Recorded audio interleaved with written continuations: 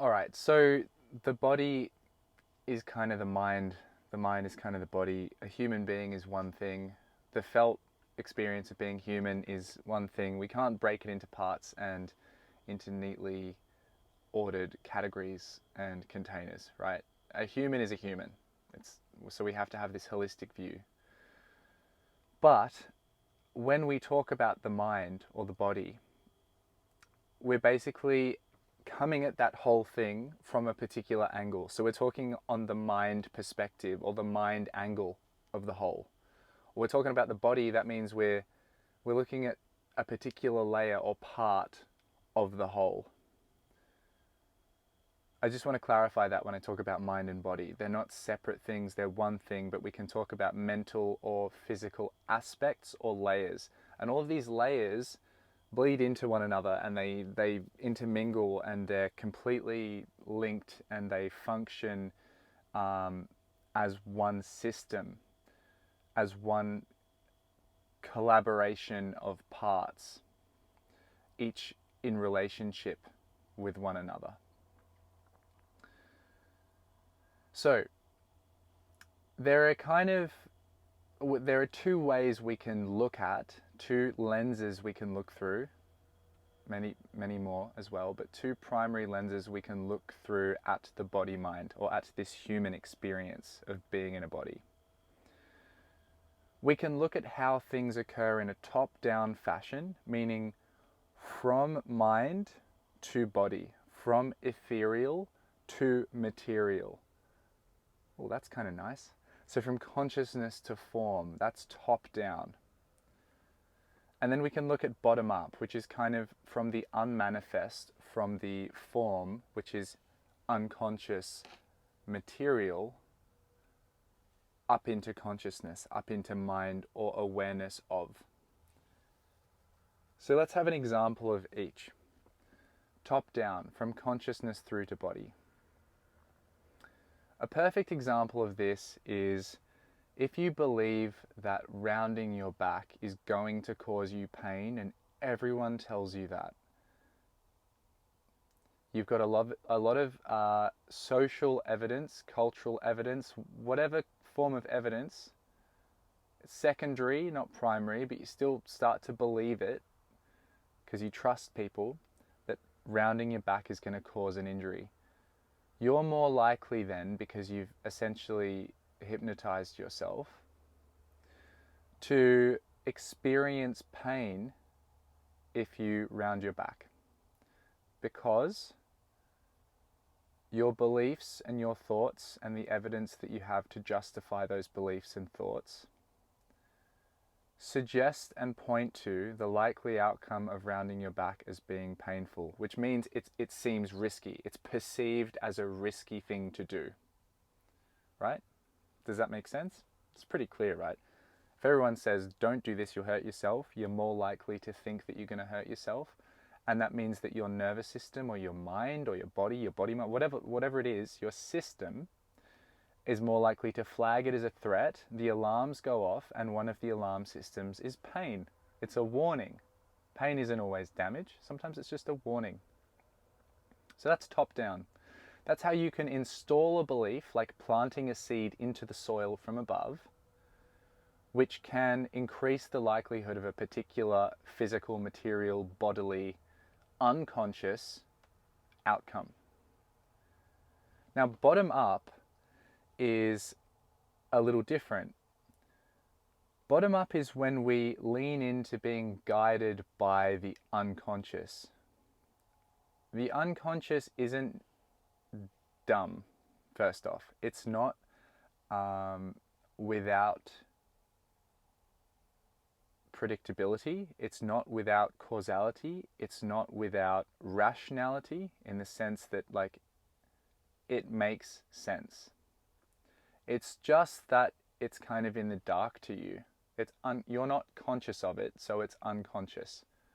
You haven't shone your spotlight of awareness onto that thing yet, but that doesn't mean that it doesn't fully make sense, and that it doesn't mean that it's inanimate or still. The world beneath consciousness, the unconscious, the form, the material, the bodily, The things that are happening without you knowing that they're happening, that's the bottom. Bottom up means basically leaning into the knowledge that that exists and being guided by it and maybe observing it, taking a conscious backseat to let yourself be learned, educated by the ride that the unconscious parts of yourself are taking you on. So bottom up is viewing that part as being the driver of processes.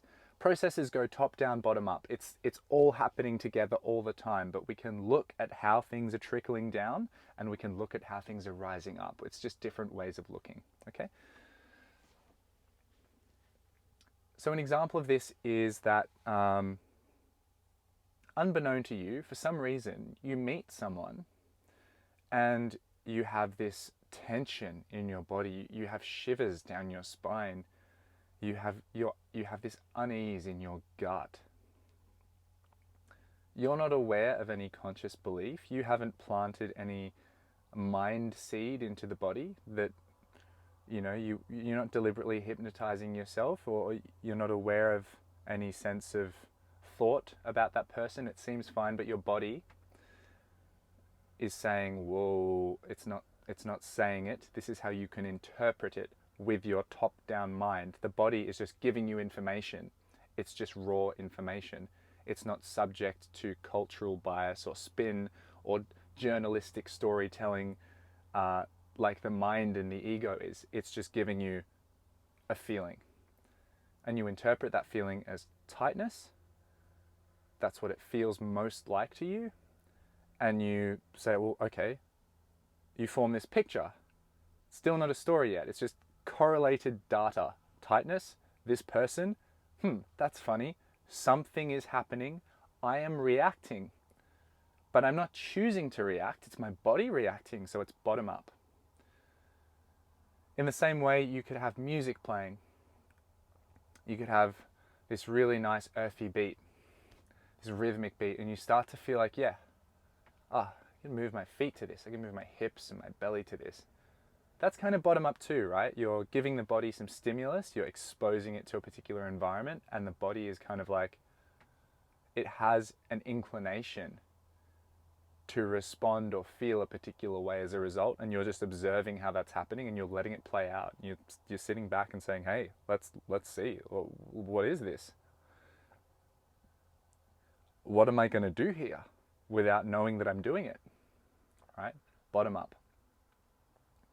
And then we have unconscious functions like the heart beating. You don't beat your heart. It is, well, you are, but you're not doing it. It's being beaten. It's the unbeaten drum.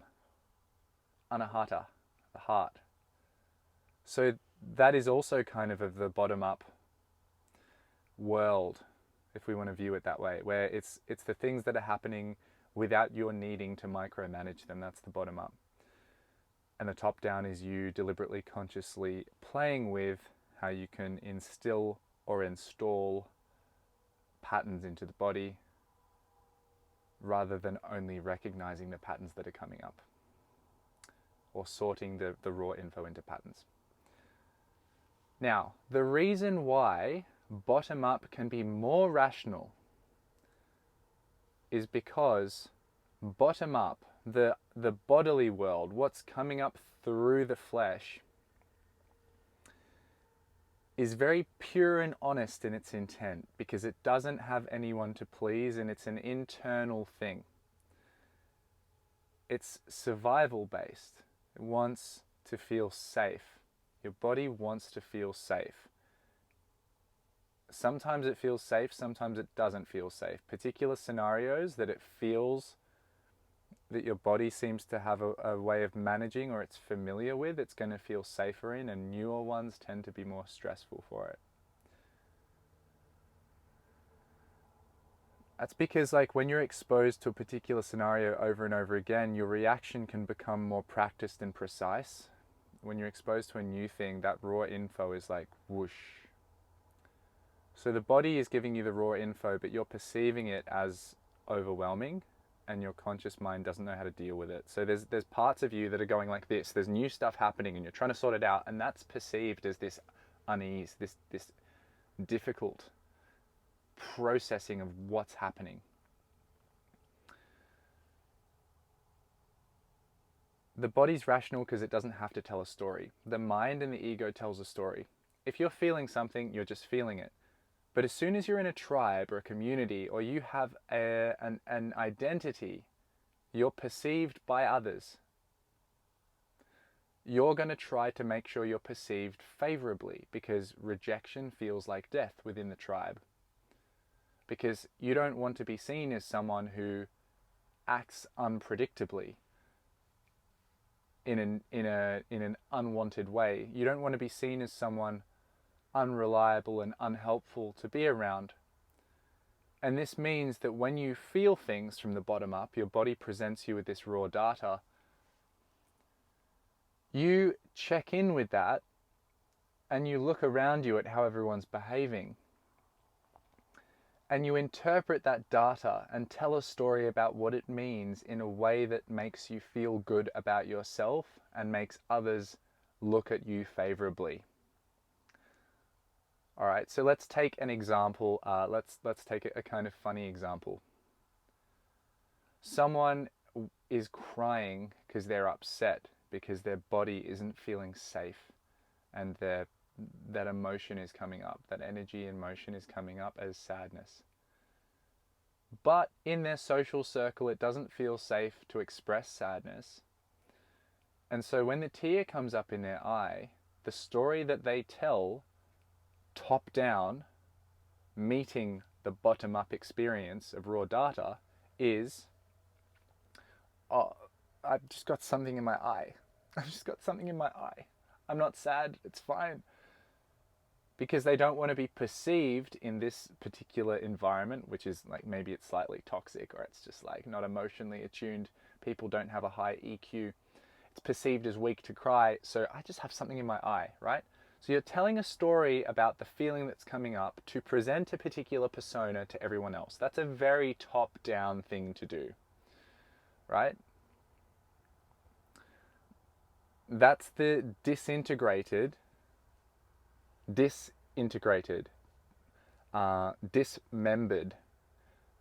disharmonious, opposite of attuned way of relating to your body top down. Because the identity that you're trying to put out, the way you want to manage perceptions of others, is such that you have to essentially make up a fake story about what it is that you're feeling.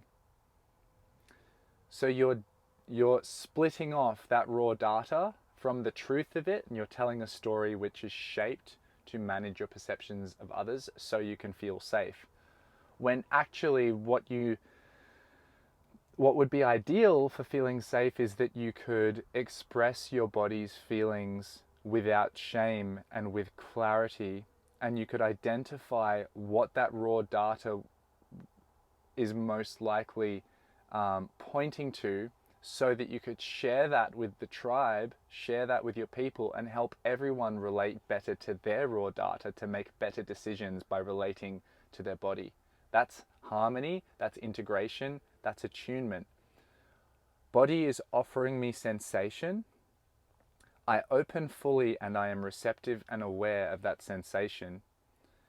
And I'm observant enough and non-reactive enough to not need to spit out a story really quickly to please other people who themselves aren't in touch with their body. But instead, I'm going to sit with it and let it come up until I feel a sense of clarity, or at least the best, most rational, most logical, most true feeling story that I can tell for the sake of truth. So that's attunement. So now you can see, right, how your social circle, your culture, your upbringing, the mental conditioning, all of these top-down installations of belief structures and programs affect the way you interpret and tell stories about the raw information that your body's giving you. And those stories, in turn, plant new seeds which create a dynamic under the surface where your body starts to expect particular outcomes from particular things, right? So that's the planted seed of, if you round your back, because everyone says this, you start to believe if you round your back, you're going to hurt your back. It then becomes self-fulfilling, right? Because your body wants to work with your mind, really, and your mind wants to work with your body, really, because they're one system, and a system doesn't want to be disintegrated. That system wants to function holistically. Holistically. I don't know why I said it like that. But things happen in life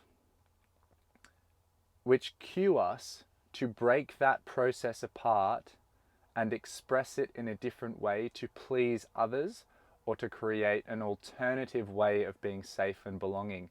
And the tricky thing for someone becoming attuned to their body is you start to realize just how often people are lying about what they're feeling. And they're not lying because they want to mislead you in a negative way. They're lying because they're just trying to make themselves feel safe, and they're not used to the fact that they don't have to lie to feel safe. And so when we look at like public, like the news, right?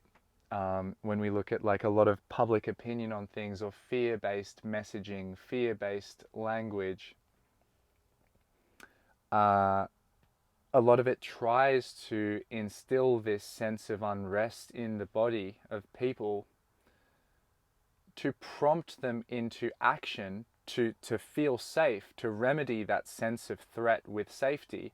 But it does that by telling you how to feel safe and telling you what story to tell yourself. So on the one hand, fear-driven information, scarcity sales tactics, anything really which is trying to manipulate you into action by leveraging the fear that we can all have. It's a bottom-up approach, and then you're planting the seed which meets that of, and this is what you need to do to remedy that. This is the story that you need to tell yourself, and this is how you should act to expect more love, safety, belonging in your body and amongst the tribe and amongst everyone else. And so this is why your body can be such an incredible, and your mind, they're both, it's body mind, remember, it's one thing, equally important parts of this system. It's why it's so essential to attune to yourself and relate to yourself, so that you can act in alignment with the things you want to feel more of. You can avoid further dismembering this relationship between the parts of yourself. You can avoid being manipulated by others quite so easily. And you can learn to essentially hypnotize or manipulate yourself and your stories in a way which gets you more of what you want, hopefully gets other people more of what they want, and hopefully opens up more receptiveness, awareness, and like honest, pure dialogue between you and everyone else in your life, because you know what you're feeling, you're not trying to put a spin on it, and then you can start to do that tricky work of wrapping the right words around what you're feeling to give yourself the articulative or expressive space to feel into it even more. Because the right words can kind of give you, words have a color, words have connotations, words have implicit meanings, and when you can choose the right words, accurate words to start to represent how you feel, because you've given yourself the time and space to sense into how you feel, then you start to make more space for that feeling process. And that feeling process, that integration of thought, body, starts to become this beautiful shared space that we can relate through and levels that we can connect on. Whereas in disharmony, or within a system of thought or a culture or a cult or dogmatic fitness industry stuff or whatever it is, there's only certain ways that we can speak. There's only certain ways we can relate, and people kind of don't have the language or the awareness or the integration to be able to connect on the ways that they really would love to connect if they realized that they could. Now, in selling, in business, in communication, we can't help but portray a particular version of ourselves. It's not that it's a bad thing. Like it's not good or bad. It just is. Any relationship, you can't instantly give and see and feel all of yourself and all of the other straight away. Like if you could connect on that level, how crazy would that be? It would be like straight away you just go to the soul, boom. We always end up either noticing parts of others before we notice other parts. Like we're looking for particular aspects of them, we're assessing them based on a particular criteria. Like, are you going to be my friend? Are you a threat to me? Are we going to be romantic partners? Are we going to do business together? So you have this, like, your expectations and your filter based on your needs, which can be felt in your body, will dictate what you notice about the other person. Like if you're looking for red cars, you'll see more red cars. So your implicit needs and your implicit intent, the things you want to do and the ways you want to relate with people, affect how you see who they are. And we know this about each other, and we try to present the most, the best version of ourselves. We want to be the best version of ourselves, so we try to come across as that, because that's what we want to live up to, that's what we want people to think we are. So there's always this sense of manipulating other people's opinion of us, right? We want other people to think well of us. I don't think that can be eliminated. I think that that's kind of built in. But this sense of manipulation, we can put a healthier, perhaps, spin on it. We can know that we manipulate people rather than denying it, and therefore be more conscious and intentional and honest and benevolent about the ways we manipulate people. So my programs that I'm selling, my one-to-one services, my Instagram posts, the stories that I'm choosing to write in my captions are to access a particular kind of person who is in a particular kind of place. I'm putting that story out there like a net, and I'm sharing particular parts of myself to mirror and connect with others who resonate. And that's a manipulative strategy, because I have to choose a part of myself, so I'm shaping a part of myself for the platform I'm communicating through. But I have to. I'm always going to come across some kind of way. And so my intent is filtering through, I want more followers. And I want those followers to be people that I can chat to and relate to. And I want those followers to be people that I can help. So my intent colors how I promote myself and how I come across to the world. And the best thing I can do is be aware that that process of manipulation and intent is playing out and shaping the interaction that we're having. Because then I can soften and I can choose how strongly I want to pursue that and how much I just want to relax and open to the experience of connection. A lot of people probably think, oh, well, I don't have any intent, I don't have any expectations. Your body mind tends to almost all the time have an intent or expectation, because there's a part of you that wants to survive and thrive and flourish, and there's the part of you that's managing your public relations and your identity and how people see you. And I don't think you can turn that off. I think it's part of your being in this physical human world where there are egos and things to manage. So I hesitate to say that I'm just here and I'm aware. I think that we all have an intent, and what we can do is gradually, through bottom-up and top-down practices and inquiry and attuning to the body and moving and journaling, shadow work, we can start to uncover deeper layers of hidden intent that we have, strip back the personality and observe how things are occurring inside, so that we can get to know, love, and understand that, express it to meet our needs and the needs of others in ever more beautiful ways. And that's all this is. It's an infinite journey of doing that. Infinitely planting seeds, the best kinds of stories that seem to make the most sense and bring about the best outcomes to get us and others what we want, we plant those into our subconscious through all of the inputs, the news that we digest or we don't, the music that we listen to or we don't, the words we say or don't, the practices, the people that we associate with or don't. These are all top down. We're curating our environment so that our body can respond to the inputs that we want to have with safety and get used to craving more of that, because the body wants familiarity, because familiarity is safety and it's energy efficiency. And then we can also work with continuing to listen to the body whenever something, what's that feeling? What's going on?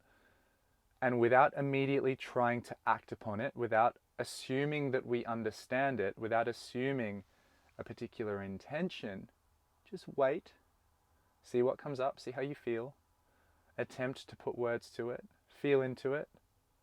Do the words match? Maybe they don't. Let it come out, draw it out, draw out the unconscious into the conscious. Invite the body's voice to the surface to be part of this dialogue. All right, pretty deep video there. I really hope this has been helpful in your attunement journey. Top down, bottom up, how they relate, it's all one thing, body, mind. The reason to practice into this, to work with this, to be aware of this, is so that you can live your truth, so that you can avoid being manipulated, and so that you can manipulate in ways that get you what you want, while also getting others what they want, while also operating in accordance with how the world works, and hopefully create some kind of truthful, honest, energetic ripple effect. Because we don't really know what's good and what's bad until the next thing happens. We can only act with the purest possible intent and gradually strip off the layers of intent to know what we really intend. And we can do that with love, with patience, and with self-awareness. Until next time.